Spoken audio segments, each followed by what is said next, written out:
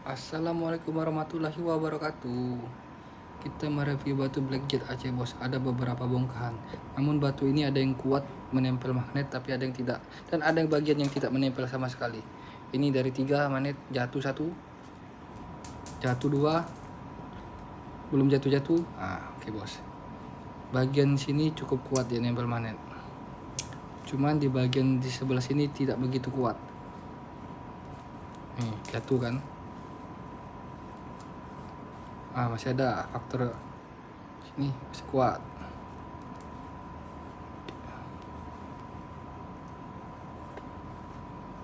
Oke bos.